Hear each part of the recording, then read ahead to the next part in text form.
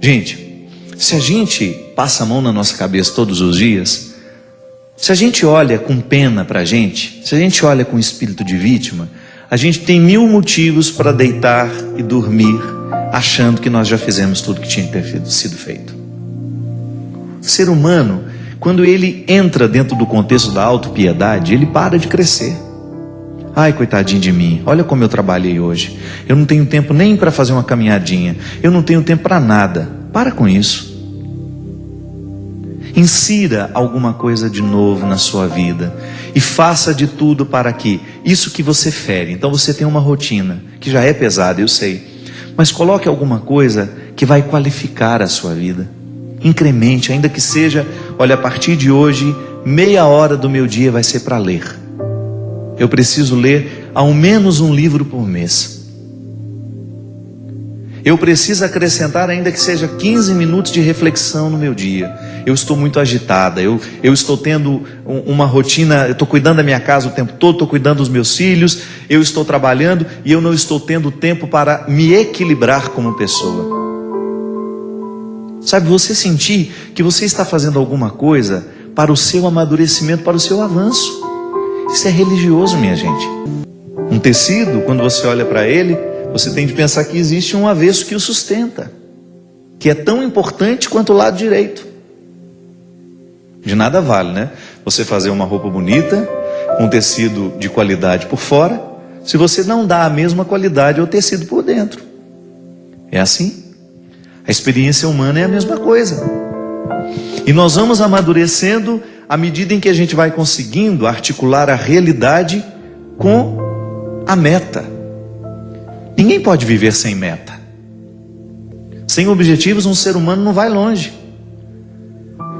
Mas o objetivo é sempre um fator que está ligado a um ideal. Ah, eu quero isso para mim. Mas o que eu reconheço hoje ainda não me dá condições de viver a realização desse objetivo. Então aí você vai se colocar, se equalizar no tempo do empenho. Mas que as suas metas, elas não desconsiderem o seu processo atual. Eu não posso ter uma meta que desconsidere o que eu sou. Eu preciso amarrar as minhas metas à minha realidade. E na realidade eu sempre posso interferir.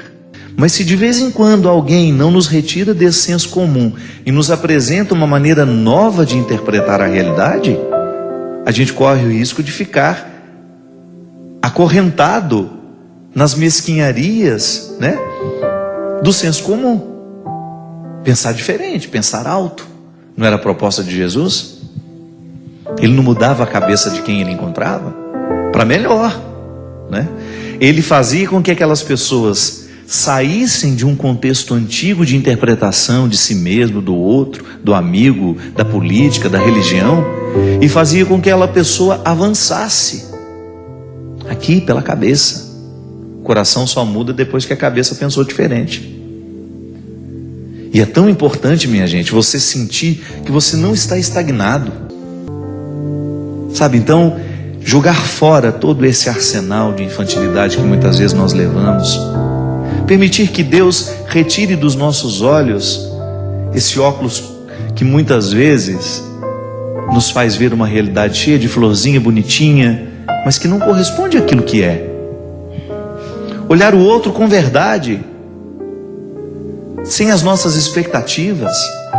Muitas vezes os nossos encontros não são possíveis, os nossos amores não são possíveis, é porque não é que a gente ama o outro, a gente ama as expectativas que a gente tem do outro. Isso é cruel. Quando a gente joga sobre o outro todas as responsabilidades que nascem da nossa maneira infantil de ver a vida, de ver o mundo, de ver as pessoas. Muitas vezes nós alimentamos visões muito infantis a respeito da vida, do outro, até mesmo da nossa relação com Deus. Quantas vezes nós nos pegamos alimentando um jeito infantil de ser religioso? Que é quando a gente não tem maturidade suficiente para entender que Deus não vai fazer todas as nossas vontades, que não é próprio de quem ama realizar todas as vontades da criatura amada. porque isso significa retirar da criatura amada a oportunidade de crescer com as próprias dificuldades que são próprias da vida, para que a gente tenha condições de compreender este refrão, que o verso tem reverso, que o direito tem um avesso, que o de graça tem seu preço, que a vida tem contrários. Mas mesmo nesses contrários, a gente pode ser muito, muito, muito harmonioso. E que a grandeza de uma alma depende justamente da capacidade que essa alma tem de reconciliar os contrários dentro de si. Então a liberdade interior me ajuda a fazer isso, me ajuda a dar a Deus, me ajuda a perder. Quantas coisas eu já perdi na minha vida? Quantas pessoas eu já perdi na minha vida? Tem gente que tem ciúme do carro e fica bravíssimo, perde todo o equilíbrio quando fica sabendo que alguém usou o carro dele. Ou quando teve um risquinho ali, ele perde a paz, ele não dorme. Nós nos apegamos a situações, nós nos apegamos a pessoas, nós nos apegamos a status, nós nos apegamos até à imagem que temos. Tem gente que não aceita o processo do envelhecimento porque tem um apego à imagem que tinha na juventude. Falta de liberdade interior nos faz ficar cada vez mais apegados. O que é o ciúme? É um apego desordenado a uma pessoa, a uma situação, a um objeto. A palavra de São Paulo em Gálatas nos fala de maneira brilhante, de maneira primorosa. É para sermos verdadeiramente livres que Cristo nos libertou. Permanecei, pois, firmes e não vos deixeis sujeitar de novo ao jugo da escravidão. Olha como o processo não termina no momento em que nós ficamos livres. Eu, ao ser libertado, ao dar um passo na direção da minha liberdade interior, eu preciso zelar para que as situações não venham me oprimir novamente. Porque todas as estruturas que nos escravizam continuam.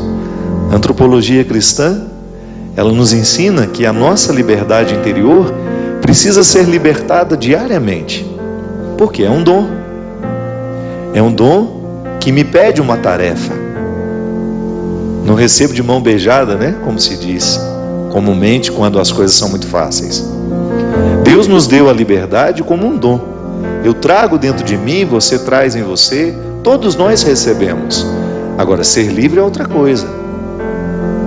É como você ter uma planta que precisa crescer mediante o cuidado que a gente tem com ela.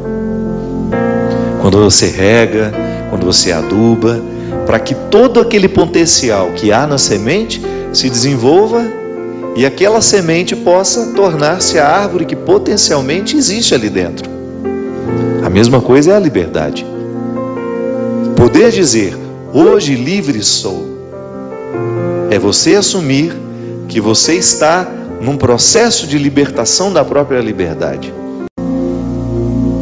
Minha gente, a liberdade interior talvez seja o valor máximo, o sabor máximo que um ser humano poderia experimentar. Ser livre interiormente facilita tudo, até mesmo a nossa capacidade de administrar o sofrimento. Pode observar, muitas vezes nós sofremos é porque somos apegados, nós não somos livres. Eu me apego a uma mesa, eu me apego a um livro, eu me apego a um sucesso, eu me apego a um emprego, eu me apego a uma pessoa.